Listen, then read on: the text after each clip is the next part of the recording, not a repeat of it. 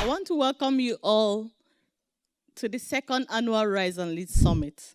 I want to say thank you for taking your time to be with us here today.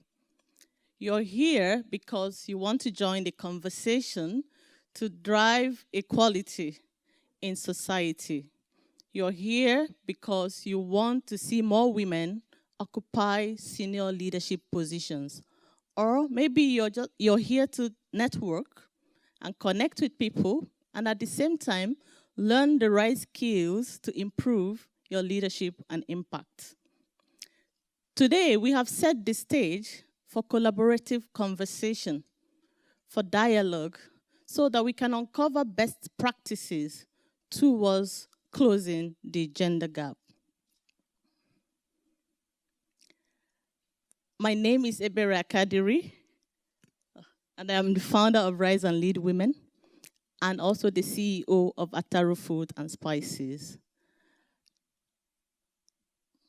Some of you may be asking, why did this Nigerian woman come here to start up Rise and Lead? But before I share that with you, let me tell you a short story. Several years ago, back home in Nigeria, I was working for a company in the oil and gas sector. And in this company, we had only 1% women. 1%, because it was an engineering firm. I was so used to that because I also attended the University of Technology where we had less than 1% in our first year in university.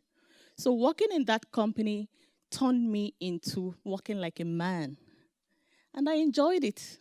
I loved working hard, which is helping me today somehow. But something happened along the way. When I got married, somehow I thought I wasn't going to get married because I was working from like 7 a.m. to midnight every day. So when I finally got married and I got pregnant,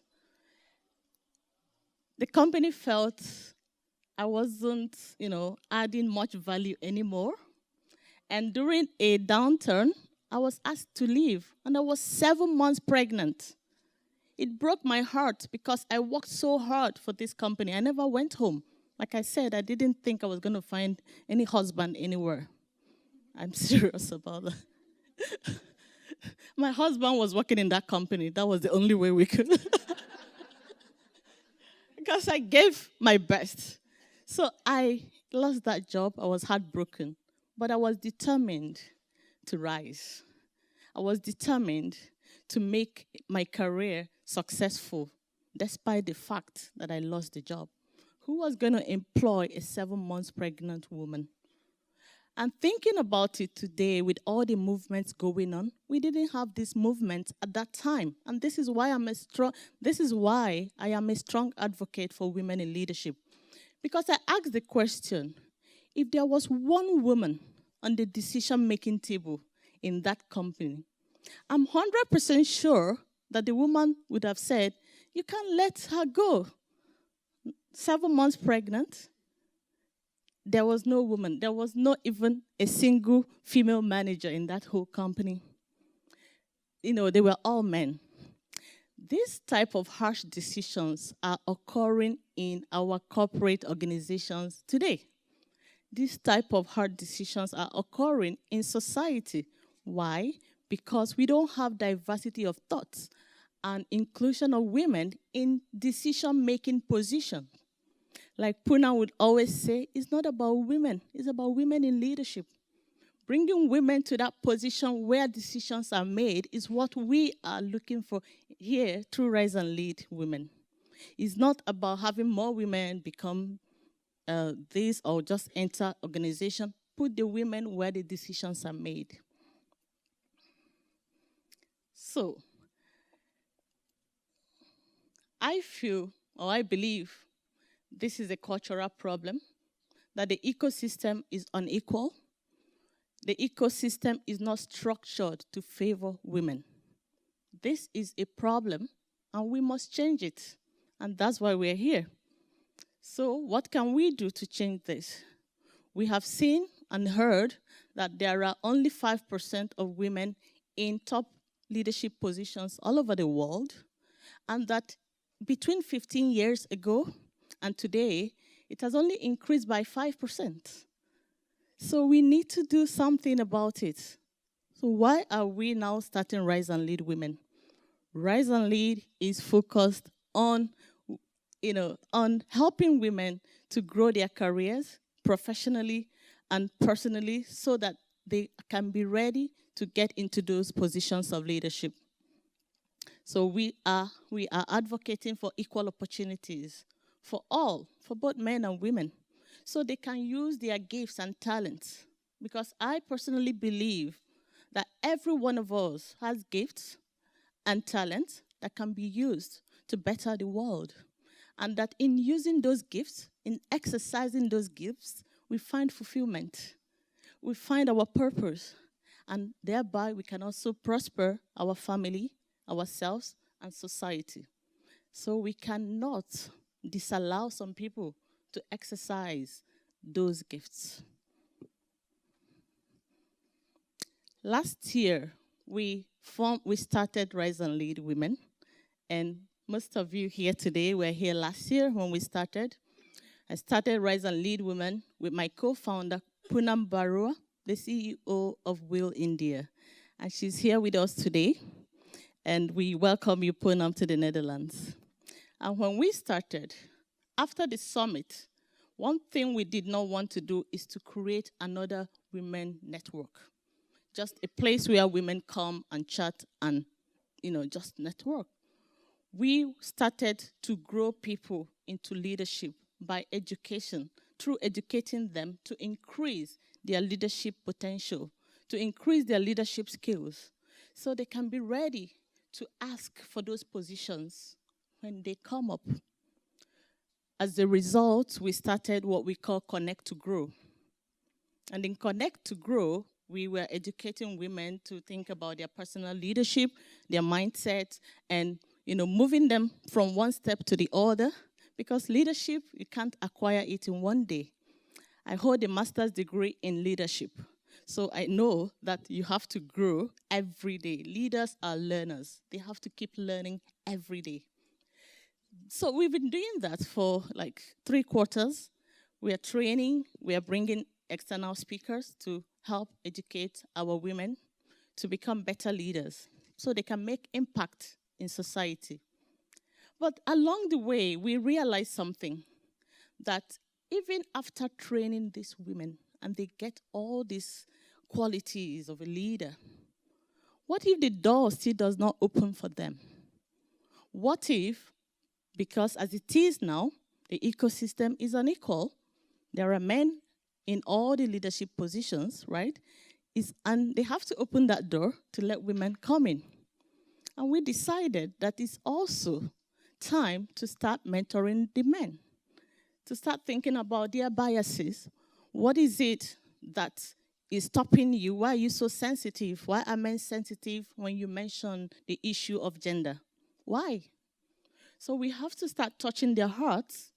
As Poonam said, it's no longer about D&I, it's about touching hearts and spirits. Let people understand that every human wants to live out their potential. And you can no longer hinder them or stop them because you want to maintain status quo. That is very wrong. So that's why we started the trainings on gender bias, gender sensitivities. At the same time, we continue to train women to improve their leadership. So when the door is opened, they are ready. It goes hand in hand.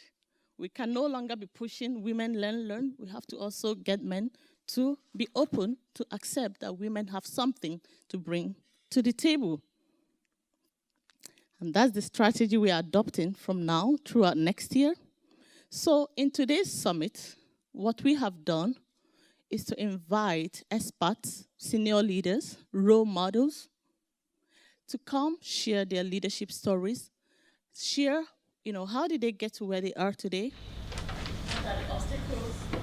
What were the hurdles? And how did they overcome them?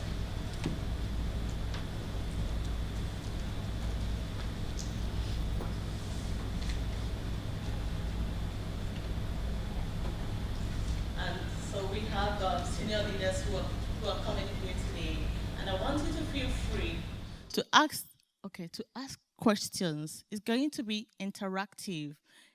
We want to leave here so that by the time you leave here, you're energized, you're inspired, but you also understand best practices. That's the essence of Rise and Lead Summit.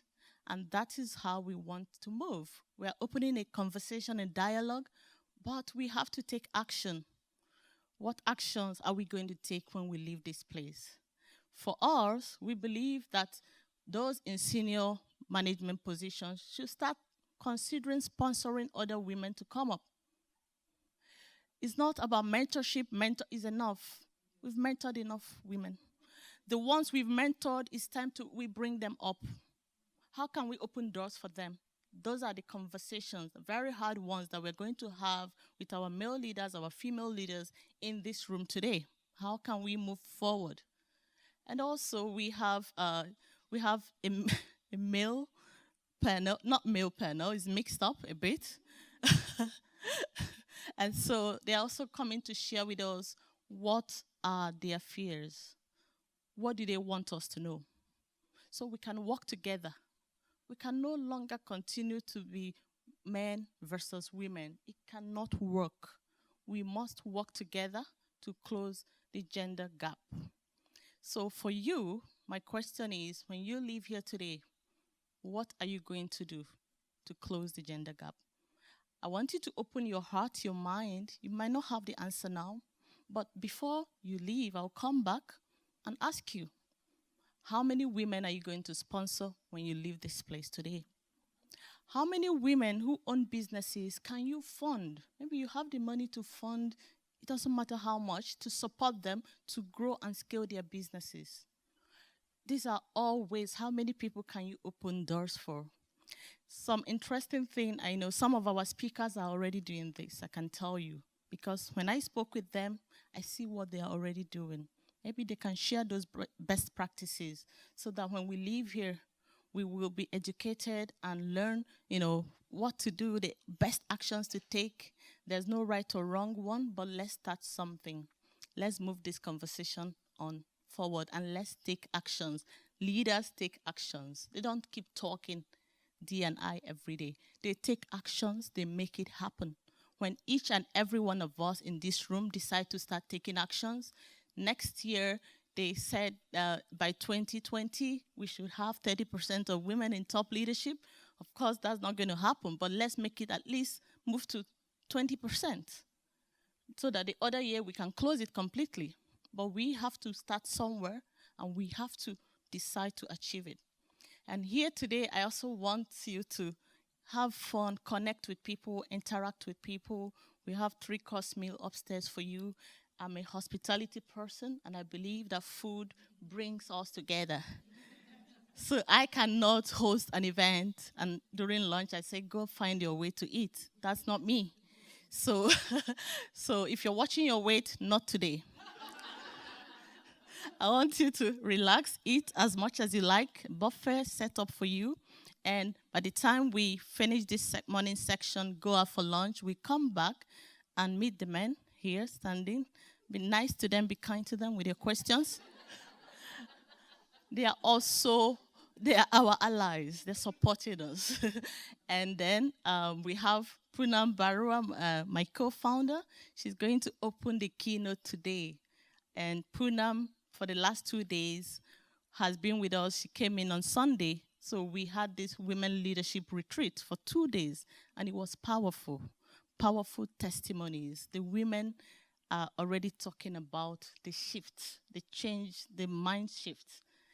And before I leave this place, I would like to say a big thank you to the women who have supported me in putting this summit together. It wasn't easy. We all had sleepless nights, but we managed to put it together. I want you to appreciate these women, please. I just want you to appreciate them.